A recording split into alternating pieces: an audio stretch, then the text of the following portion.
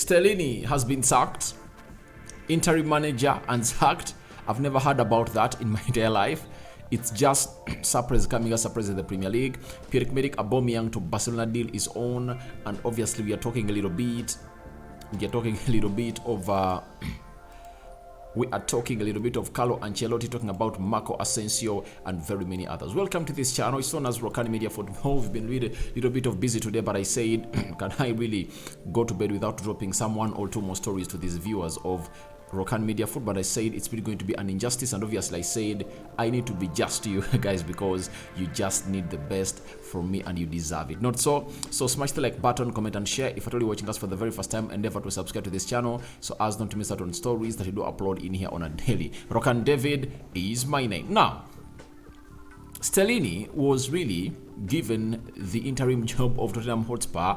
I think it's like a month now, but having been beaten yesterday by Newcastle 6-1, he has been sacked by Tottenham Hotspur chairman known as Daniel Levy. And I ask myself, what is Daniel Levy all about? You know, how do you sack an interim manager? How do you sack an interim manager? Now, Mason, he's called as Lee Mason, has been put into what we call the caretaker position until the end of the season. Now, if at all he finds himself beaten by Manchester United on Thursday, 3 or 5 goals to nil, are you going to sack him too? You know, those are solutions that are really short-term and short-lived, because you can go ahead and really bring in an interim for the second time in a period of 1 month, and he also suffers a sack. Sorry, he also suffers a beating of like 6 goals to nil. And I think in the mode in which Spurs is, United can go ahead and really put 4 or 5 past them on Thursday. So, are they going to sack him again? Are they going to sack him again? I think Daniel Levy should be the person to leave the club because he has failed. You cannot sack an interim manager, meaning that you went ahead to make a wrong decision.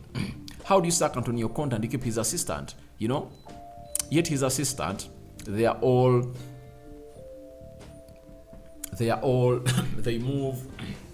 in unison. So I think he did a very bad job of the day. So I think even Daniel Levy should find himself in a position of really being answerable to very many questions that we're asking him about the sacking of these managers, and doesn't deserve to be the owner of Spurs, because if you sack an interim manager, then you are not fit to be the owner of that club. The same applies to Tony Boyle. You know, he sacked Thomas Tuchel. He went ahead to sack Graham Potter and has brought in Lampard. So I think these people should know what the game of football is all about and how to really pay respect to this beautiful game of football and those that has gone ahead to really help as managers not to be sacked. Then Fabrizio Romano told us that I understand Pierre-Emerick Aubameyang remains in Barca list as backup striker for the next season. Aubameyang will leave Chelsea. He would love to return to Barca. Deal will depend on financial fair play. Victor Ruku always been favorite option,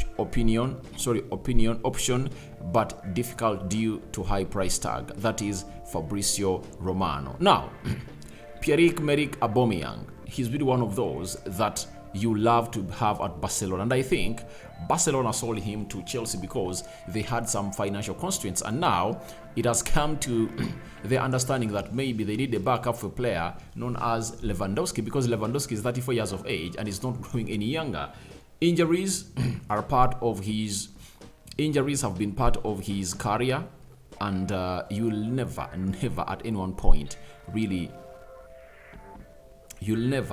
any one point find yourself in a position of really underestimating the worth and the quality of Pierre-Emerick Aubameyang, because at Barcelona, in his 6 months he played there, he found himself in a position of really scoring 17 goals in the number of games he played. So he has gone ahead to score very many goals for Barcelona, and obviously he's really one of those players that you wouldn't like to really miss out onto your team. So Barcelona are just looking at Victor Ruki, but I don't see them getting him because he's being valued at 45 million euros. And can Barcelona find out a situation that can really see them sign a 45 million euro 19-year or 18-year-old player from from Brazil? That's a very huge question for them. And I think for Pierre-Emerick Aubameyang, having not played almost any games for Chelsea this season, I think his value is going to be at like 10 million euros. That's it. It can't go anywhere, 15 or 20, because he has not been playing games of football, and Chelsea need to offload these players who are really paid high. I think Pierre-Emerick Aubameyang is earning a very huge salary at Chelsea, and Chelsea would like to offload him, and after offloading him, he would find himself in a position of really getting to the next step of his career. And I think if I'm Pierre-Emerick Aubameyang, I would love to go ahead and really play with Xavi. That's it. And I think even if they tell him that you're going to give you a limited salary or a salary that is not worth what is supposed to be earning, I think we'll go ahead and really like it, because it doesn't hurt him to be at a team paying him the amount of money he wants when he's not happy and not playing game in, game out. So as it stands, I think Pierre-Emerick Aubameyang should be very much observant to the move to Barcelona, because I think he's going to have happiness there, and I think he's okay to play as a second fiddle striker after Lewandowski. And with the return of Lionel Messi, I think we'll be enjoying a lot, because Messi will be creating lots of goals for these two, and obviously Barcelona will find themselves in a situation of really scoring very many goals. So let's wait and see how this is going to pan out between Pierre-Emerick Aubameyang and a player known as and Chelsea, whether they're going to sell him back to Barcelona. Remember, in the summer he was supposed to go back to Barcelona or Atletico Madrid, but Barcelona couldn't fix that in the January transfer window, because a player is not allowed to go on and play for 3 teams in a different calendar year. Remember, he played for Arsenal in 2022. In 2022, January, he was still an Arsenal player. Then 2022 went to Barcelona. After going to Barcelona, he found himself in a situation of really crossing to Chelsea. You know, those are 3 teams already in 1 year. So he can only make a move in the summer. That's it. So let's wait and see how that really pans out for Pierre-Emerick Aubameyang. And lastly, Carlo Ancelotti has gone ahead to speak about Marco Asensio and Eden Hazard. He said, I like Marco Asensio a lot. It's no more many clubs like him, but I hope he'll stay here with us at Real Madrid. What about Eden Hazard? This is what he had to say. We didn't speak a lot. I don't ask the players to come and speak to me, but if they need or want, here I am.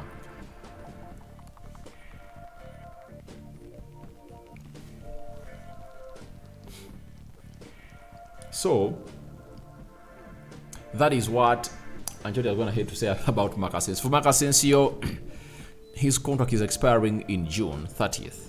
So after June 30th, we'll find ourselves in a situation of really putting ourselves in a situation of not really seeing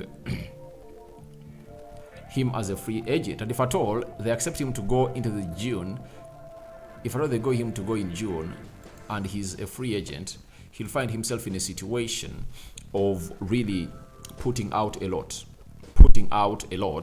And I think he's going to attract attention from teams like Arsenal, Manchester United, Liverpool, Chelsea, even Man City. That's because of his experience.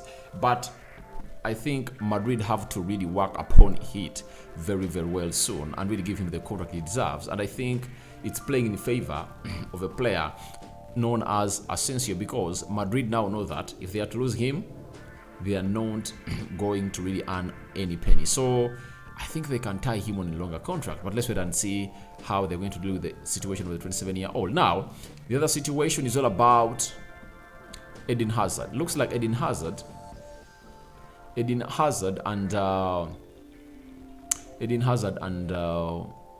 Ancelotti have already gone ahead to fall apart.